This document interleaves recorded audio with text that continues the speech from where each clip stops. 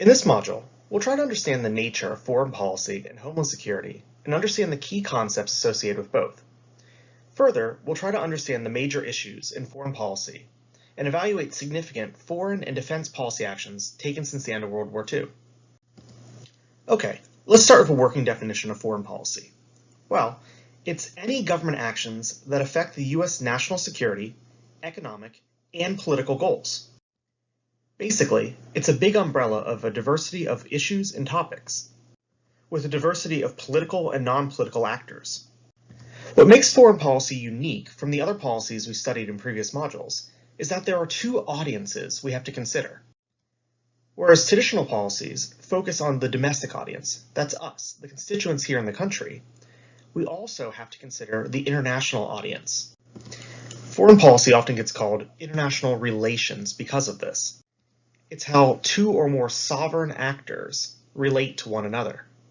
And as such, it takes two to tango. The United States can't just go it alone. Doing so requires cooperation, typically through international order, or could result in an aggrieved party, resulting in war. Yet foreign policy and international relations is highly complex, often dealing with issues that aren't in our backyard. Because of this, foreign policy has a really typical reliance on political elites. We let our elected and appointed political actors basically take the reins to deal with the policies in this frame. Because of this, there tends to be less transparency on foreign policy, as well as less public input. Because of this, there are both some pros and cons attached to it. When you think about foreign policy, perhaps you don't want transparency. It lets the other side, or another sovereign actor, or an enemy nation know what you're doing. Further, because these are complex issues, perhaps we don't want public input on them. We just don't know how to react, how to respond. Yet, with less transparency is less accountability. As we'll look at a little bit later in this module, there's a lot of money that's devoted towards our foreign policy. Where's that money being spent? Do we agree with what it's being spent on? Further, because of the highly consequential nature of foreign policy actions, perhaps we do need public input.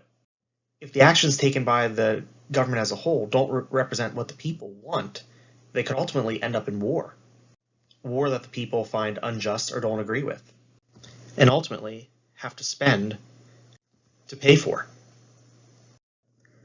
To engage in foreign policy, our political actors have a variety of tools at their disposal, each with differing sets of costs and benefits for engaging in them. Because we are dealing with international relations, diplomacy is often the first tool which we reach to for foreign policy. This is talking and working with other countries to negotiate agreements influence each other's behavior. Sometimes diplomatic relations are bilateral between our country and another country by being two countries there, or they're multilateral. We use organizations like the United Nations to help broker agreements between us and other countries. Further, we'll engage in economic negotiations or trade policies and restraints. We can make trade agreements with other countries, often bilateral or multilateral, for certain products and services we're willing to purchase or sell, as well as we can put in place tariffs, essentially taxes upon goods that are imported into the country. Beyond these more benign policy tools, we also have a slew of defense practices we can engage in too. From the deployment and development of various weapon systems, this can be anything from the size of our military, certain technologies we create, carriers, ships, etc., as well as nuclear missiles. Together, these weapon systems work to create a shield of deterrence for us. Basically, you make yourself so big and so strong that no enemy would want to attack you for fear of having the weapon systems that you've built up deployed against them. This ultimately then results in military actions, be it war, skirmishes, or more common today in a peaceful world, military exercises.